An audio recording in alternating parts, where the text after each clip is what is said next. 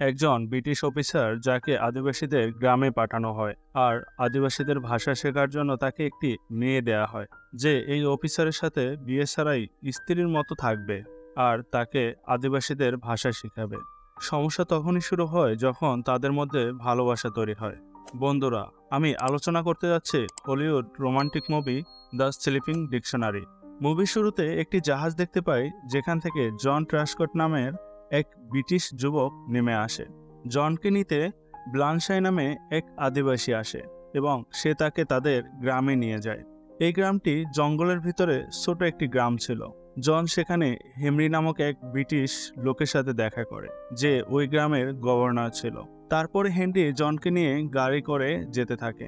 জন একজন উচ্চশিক্ষিত ছেলে ছিল, তাই হেনরি জনকে জিজ্ঞাসা করে, তুমি অন্য কোথাও না গিয়ে এখানে কেন এসেছো? জন বলে, আমার বাবা মারা যাওয়ার আগে এই গ্রামের লোকদের পড়াতো। আমার বাবা যুদ্ধে মারা গেছে, তাই তার অপূর্ণ কাজগুলো পূরণ করতে আমি এখানে এসেছি। এরপরে হেনরি তার থাকার জায়গা নিয়ে আসে। জন তখন হেনরির কাছে জানতে চায় এখন তাকে কি করতে হবে। হেনরি তার প্রশ্নের উত্তর না দিয়েই ওখান থেকে চলে যায়। এরপরে জন চলে যায় ওই গ্রামের লোকজনের সাথে সাক্ষাৎ করতে।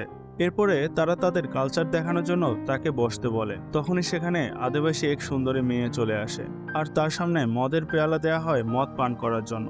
জন বলে, আমি ডিউটির সময় মদ পান করি না। তখন বিলানশাই বলে, এটা তাদের রেওয়াজ, নতুন অতিথিদের প্রথমে মদ পান করানো হয়। তখন জন তাদের অনুরোধে মদ পান করে। এভাবে দিন গড়িয়ে রাত হয়ে যায়। জনকে বিনোদন দেওয়ার জন্য তারা জনের জন্য তাদের স্পেশাল নৃত্যের আয়োজন করে। নৃত্যের শেষে জনকে তাদের মনোরঞ্জন করতে বলে, কিন্তু জন বুঝতে পারছিল না কিভাবে করবে। তখন ব্লানশাই বলে, তুমি গান গেয়ে অথবা কবিতা বলে কিংবা গল্প বলে চাইলে তুমি নেচেও আমাদের মনোরঞ্জন করতে পারো। তখন জন একটি বোরিং স্পিচ দেয় যা আদিবাসীরা একেবারেই বুঝতে পারছিল না। এরপরে জন ব্লানশাইয়ের সাথে নাচতে শুরু করে, যা দেখে সব আদিবাসী হাসতে হাসতে পাগলের মতো হওয়ার অবস্থায়। এরপরে সবাই ঘুমাতে চলে যায়। পরের দিন সকালে হেনরি জনকে গ্রামের রীতি রেওয়াজ সম্পর্কে বলতে থাকে। ওই সময় সেই সুন্দরী আদিবাসী মেয়ে সেখানে চলে আসে, যার নাম ছিল সেলিমা। সেই সময় জন আদিবাসীদের একটি নিয়ম সম্পর্কে জানতে পারে, তা হচ্ছে সেলিমা এখন থেকে জনের স্ত্রী হিসেবে থাকবে। আসলে সে হচ্ছে এই গ্রামের স্লিপিং ডিকশনারি। সে জনের সাথে থেকে এই গ্রামের রীতি রেওয়াজ এবং গ্রামের ভাষা শেখাবে। প্রয়োজনে জন তার সাথে শারীরিক মেলামেশাও করতে পারবে।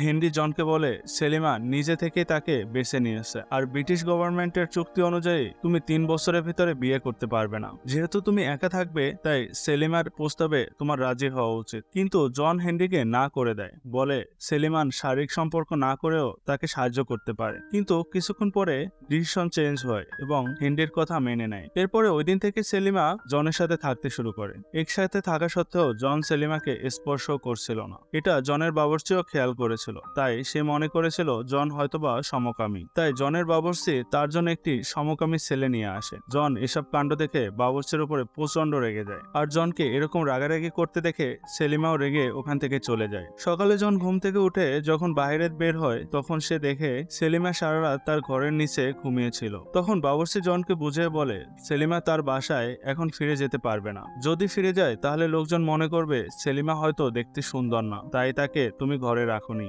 জন সেলিনাকে বুঝিয়ে বলে, দেখো তুমি অনেক সুন্দর এবং তোমাকে আমার অনেক ভালো লাগে, কিন্তু বিয়ের আগে আমরা একসাথে থাকবো আমার মন তা সায় দেয় না, তবে আমি তোমার সাথে থাকার চেষ্টা করব।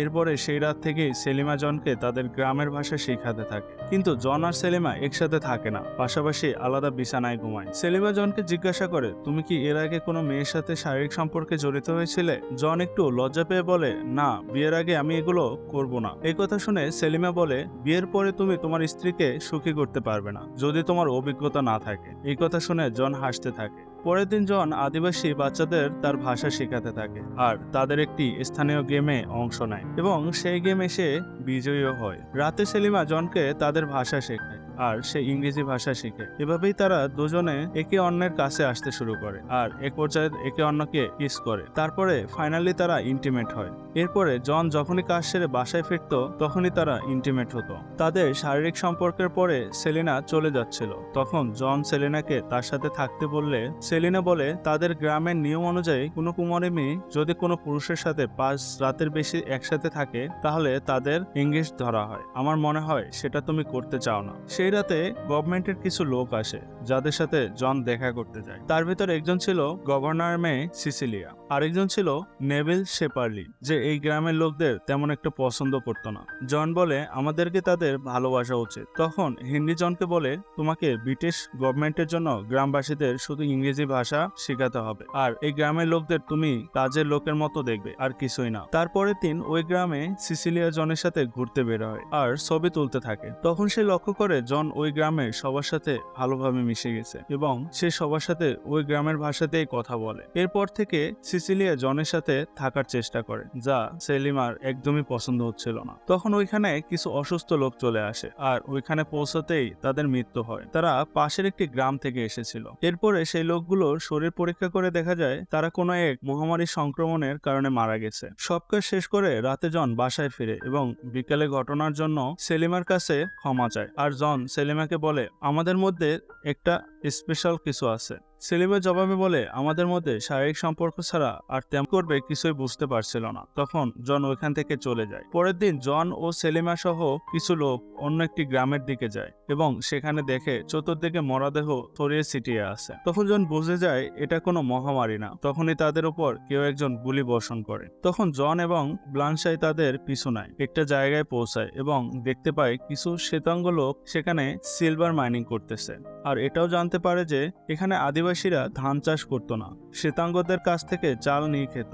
কিন্তু শ্বেতাঙ্গরা চালের ভিতরে স্লো পয়জন মিশিয়ে দিত যাতে তারা মারা যায় আর তাদের মাইনিং এর ব্যাপারে কেউ জানতেও না পারে। এই কথা ওই আদিবাসীদের বলে দেয়। তখন আদিবাসীরা শ্বেতাঙ্গদের উপরে হামলা করে তাদের মেরে ফেলে আর তাদের জীবন বাঁচানোর জন্য জন, সেলিমা ও ব্লানশাইকে পুরস্কৃত করে। অন্যদিকে জন সেলিমাকে বিয়ের প্রস্তাব দেয়, কিন্তু সেলিমা একটু ভয় পাচ্ছিল যে ব্রিটিশ লোকরা হয়তো তাদের বিয়ে হতে দেবে না আর এই সম্পর্ক তারা মেনেও নিবে না। জন সেলিমাকে বলে তুমি চিন্তা করো না, আমি ওদের বোঝানোর চেষ্টা করব। তারপরে জন যখন হেনরিকে এই কথা জানায়, হেনরি জনের উপরে প্রচন্ড রেগে যায় আর বলে তুমি যদি সেলিমাকে না ছাড়ো তাহলে তোমার 10 বছরের জেল হবে আর তুমি কখনোই সেলিমাকে দেখতে পাবে না। অন্যদিকে সেলিমাকে আদিবাসীদের সর্দারের সামনে আনা হয়। তখন সর্দার সেলিমাকে বলে তোমার এটাই ভালো হবে যে তুমি অন্য কাউকে বিয়ে করে নাও। জবাবে সেলিমা বলে আমি জনের সাথে প্রতিজ্ঞা করেছি যে আমি তাকে বিয়ে করব। তখন ব্লানশাই তাকে বোঝাতে থাকে যে তুমি যদি তাদের কথা না শোনো